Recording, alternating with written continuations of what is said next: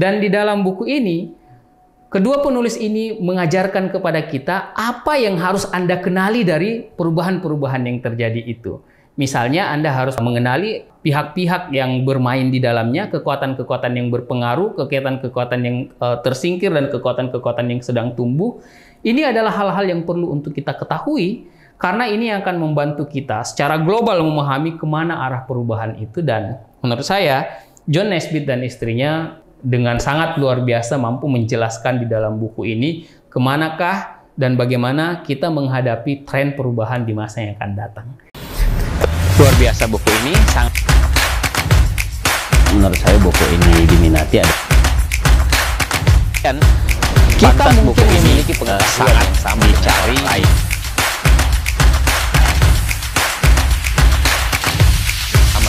kita mungkin memiliki pengetahuan berada dalam lingkungan yang orang lain. Sahabat sekalian, selanjutnya saya akan memperkenalkan 5 buku yang kami rekomendasikan untuk bidang atau kategori wawasan pengetahuan yang tidak secara spesifik akan membantu self-development kita, tapi akan membantu kita bagaimana memahami lanskap perubahan yang akan kita hadapi di masa yang akan datang. Buku yang pertama, sahabat sekalian, buku yang ditulis oleh seorang penulis kawakan, Thomas L. Friedman, Thank You for Being Late.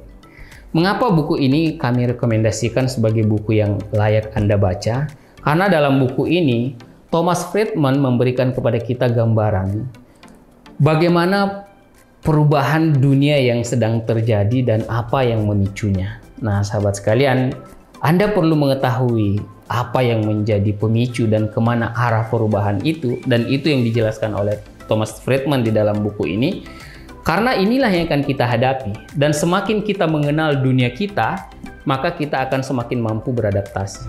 Mengapa judulnya Thank You for Being Late? Karena Thomas Friedman terinspirasi untuk menulis buku ini justru berawal ketika dia memiliki janji wawancara dengan banyak sekali tokoh-tokoh penting, dan sebagian tokoh-tokoh penting itu kemudian sering datang terlambat, dan justru di saat keterlambatan mereka itulah Thomas Friedman memiliki me time, waktu pribadi untuk mengamati apa yang ada di sekitarnya. Dan sahabat sekalian, inti dari yang dia amati itu bahwa dunia yang kita hadapi ini dunia yang sedang mengalami perubahan yang sangat cepat.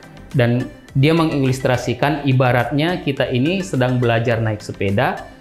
Mungkin kita bisa menguasai sepeda kita ketika jalannya datar dan biasa-biasa saja, tapi tiba-tiba kita menghadapi sebuah jalan yang curam yang membuat kita harus cepat. Nah, ketika kita tidak memiliki kesiapan, baik kesiapan mental maupun kesiapan fisik kita, keterampilan kita, pengetahuan kita terhadap rute baru ini yang lebih curam, yang membuat kita harus berjalan dengan cepat, harus bergerak dengan cepat, maka kita akan mengalami suatu masalah besar. Nah, sahabat sekalian, buku ini akan mengajarkan kepada kita apa sajakah faktor-faktor yang memicu percepatan itu. Apa yang menjadi penyebab kenapa kita harus menyesuaikan diri dengan kecepatan itu. Dan ketika Anda menguasai apa yang ada dalam buku ini, menurut saya Anda relatif akan menguasai bagaimana lanskap perubahan yang sedang kita hadapi, sehingga kita tidak gagap melihat perubahan-perubahan itu. Menurut saya, sahabat sekalian, buku ini memang sangat recommended untuk kita baca ya. Dan jangan melihat tebalnya, karena menurut saya buku ini sangat asik, seperti tulisan-tulisan Thomas L. Friedman yang lainnya. Yang kedua, sahabat sekalian, yang kami rekomendasikan terkait dengan bidang wawasan ini, juga sebuah buku yang dikatakan baru juga tidak, tetapi terus terang ini buku yang selalu saya kagumi, yaitu Mastering Megatrends. Kita tahu bahwa John Naisbitt dan istrinya Doris telah menulis berbagai versi buku Megatrends gitu ya, dan setiap 5 tahun kalau tidak salah mereka merilis kembali Megatrends yang sedang berkembang. Nah, sahabat sekalian, buku ini tidak berbicara spesifik tentang megatrends tertentu, seperti megatrends China misalnya yang terakhir mereka tulis, tetapi mengajarkan kepada kita bagaimana memahami setiap perubahan-perubahan, karena perubahan itu ternyata memiliki pola. Megatrends yang muncul ternyata memiliki pola, dan itulah yang dibahas oleh John Naisbitt dan istrinya di dalam buku ini. Nah, sahabat sekalian, mengapa ini menjadi penting bagi kita? Karena kita menghadapi krisis dan ketidakpastian yang perlu kita kenali. Dan di dalam buku ini, kedua penulis ini mengajarkan kepada kita apa yang harus Anda kenali dari perubahan-perubahan yang terjadi itu. Misalnya Anda harus mengenali pihak-pihak yang bermain di dalamnya, kekuatan-kekuatan yang berpengaruh, kekuatan-kekuatan yang tersingkir, dan kekuatan-kekuatan yang sedang tumbuh. Ini adalah hal-hal yang perlu untuk kita ketahui, karena ini akan membantu kita secara global memahami kemana arah perubahan itu. Dan menurut saya, John Naisbitt dan istrinya dengan sangat luar biasa mampu menjelaskan di dalam buku ini kemanakah dan bagaimana kita menghadapi tren perubahan di masa yang akan datang, termasuk di era krisis yang kita hadapi saat ini. Kemudian sahabat sekalian, buku yang ketiga yang kami rekomendasikan dalam bidang pengetahuan wawasan adalah The Third Wave, atau gelombang ketiga, yang ditulis oleh Steve Case. Kalau Anda pengguna internet awal-awal, mungkin sekitar tahun 98 ya, Anda mungkin tahu AOL, layanan provider internet yang pertama dari Amerika Serikat. Nah, Steve Case inilah pemiliknya. Dan sahabat sekalian, mengapa buku ini sangat kami rekomendasikan? Karena buku ini berisi forecasting, sama seperti buku sebelumnya, tetapi forecasting yang lebih spesifik dilakukan oleh Steve Case di dalam buku ini adalah perkembangan teknologi, terutama digitalisasi. Nah, sahabat sekalian, gelombang ketiga yang dimaksud oleh Steve Case di dalam buku ini adalah gelombang ketiga digitalisasi. Jadi, gelombang pertama ketika AOL baru muncul, dan di situ kita kemudian masih harus online dengan biaya internet yang cukup mahal, dengan menggunakan sambungan telepon gitu.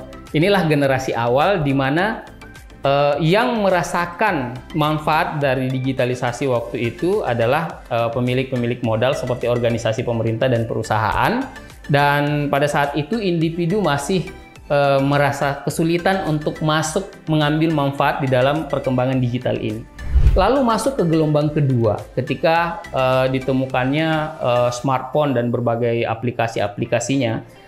Di sini gelombang kedua internet ini membuat digitalisasi itu lebih bersifat personal, sehingga user dari dunia digital itu tidak lagi perusahaan atau organisasi, tetapi sudah masuk ke personal-personal. Dan disinilah kemudian kita melihat kebangkitan kekuatan individu. Bagaimana misalnya Mark Zuckerberg bisa menjadi miliarder hanya dengan membuat sebuah aplikasi bernama Facebook, dan banyak jenis yang lainnya. Jadi di gelombang kedua ini adalah gelombang kekuatan startup, di mana individu menjadi sebuah power yang sangat berpengaruh. Nah, sahabat sekalian, kita sekarang sedang memasuki gelombang ketiga, kata Steve Case, dan ini juga yang akan kita hadapi di masa depan. Dan ciri dari gelombang ketiga digitalisasi ini, sahabat sekalian, kata Steve Case, adalah ketika dunia digital itu menjadi sistem. Jadi pada awalnya hanya digunakan oleh korporat swasta dan sebagian pemerintah, di gelombang kedua memicu kekuatan individu, tetapi di gelombang ketiga digitalisasi itu menjadi sebuah sistem, sehingga segala hal yang tidak terkoneksi dengan digitalisasi kemudian menjadi tidak relevan. Nah, pada gelombang ketiga ini, kata Steve Case, Anda tidak akan lagi menemukan individu-individu yang powerful, karena yang terjadi adalah sistem yang powerful, sehingga justru semua orang harus berusaha atau berbisnis dan masuk ke dalam sistem digital itu. Dan kemudian beliau memprediksi bahwa ada 3 bidang bisnis yang kalau Anda geluti tidak akan pernah mati, dan Anda harus mengkoneksikannya secara digital. Yang pertama adalah bisnis makanan, karena manusia akan makan untuk selamanya. Tetapi Anda harus terkoneksi dengan digitalisasi ini, mulai dari produksi, distribusi, sampai konsumsi. Kemudian yang kedua adalah bisnis kesehatan, karena manusia harus terus membutuhkan kesehatan, dan ini juga harus merevolusi sistem mereka agar terkoneksi di dalam sistem digital ini. Dan yang ketiga adalah sistem pendidikan, karena manusia akan selamanya membutuhkan pendidikan, dan ketika Anda berbisnis di bidang ini juga Anda harus terintegrasi ke dalam sistem digitalisasi ini. Luar biasa menurut saya sahabat sekalian, penjelasan dan penjabaran serta forecasting dari Steve Cash tentang bagaimana gelombang ketiga dunia digital yang akan kita hadapi di masa yang akan datang, dan Anda butuh informasi itu agar Anda bisa menyesuaikan diri. Nah sahabat sekalian, kemudian buku keempat yang juga sangat powerful dari sisi wawasan yang ingin saya rekomendasikan kepada kita semua adalah buku Game Changers yang ditulis oleh Peter Fisk. Sahabat sekalian, di era kita sekarang ini, yang menjadi pemenang dari hampir setiap kompetisi bisnis itu adalah para game changers, pengubah permainan. Dan istilah game changers ini tidak hanya untuk kita gunakan di dalam dunia bisnis, tetapi juga di dalam segala situasi, baik organisasi nirlaba, organisasi politik, organisasi sosial, organisasi masyarakat. Ketika Anda bisa menjadi game changers, maka Anda akan menguasai permainan, Anda akan memenangkan permainan dalam lanskap perubahan yang tidak menguntungkan kepada pemain-pemain lama yang tidak siap berubah. Nah, sahabat sekalian, pada intinya Peter Fisk menjelaskan tentang berbagai tahapan yang harus Anda lakukan ketika ingin menjadi game changers. Paling tidak yang sangat menjadi bagian inti dari tema buku ini adalah para game changers itu selalu mengubah 4 hal dalam sisi bisnis mereka. Mereka mengubah why, what, how, dan who mereka.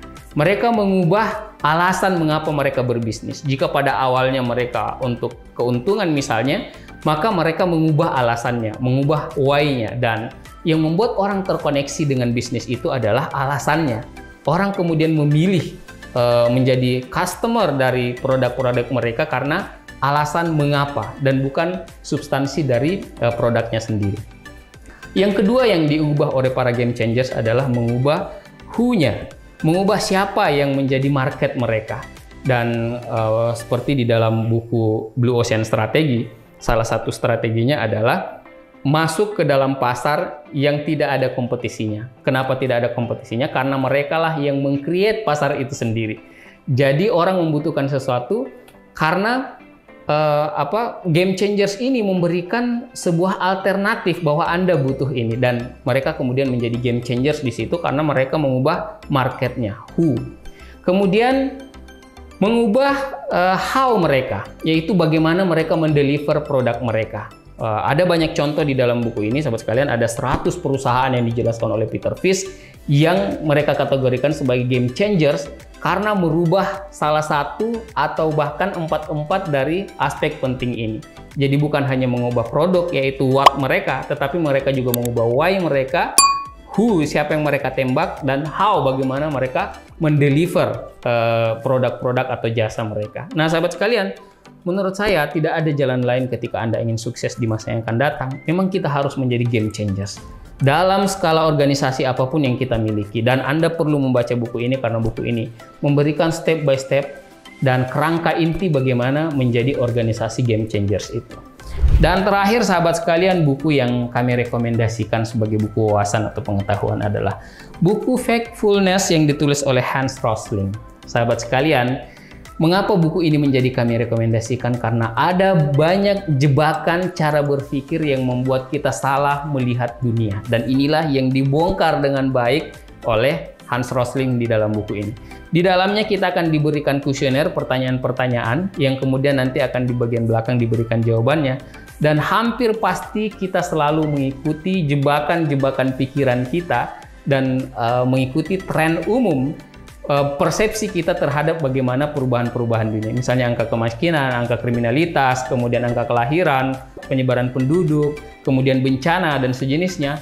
Kita cenderung ditipu oleh kecenderungan, cara pandang kita atau pola pikir kita, misalnya pola pikir negatif, takut menghadapi resiko, kemudian melihat segala sesuatunya bertumbuh secara linier. Dan ternyata dalam faktanya tidak seperti itu. Dan itulah yang dibongkar oleh Hans Rosling di dalam buku ini.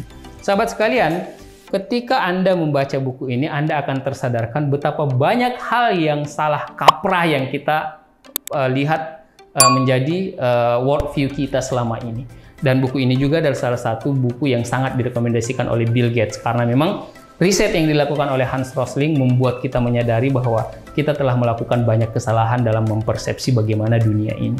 Nah, sahabat sekalian, Itulah 5 buku yang sangat kami rekomendasikan pada bidang wawasan pengetahuan, dan ini akan membantu kita untuk memahami bagaimanakah lanskap dunia di masa depan yang akan kita hadapi.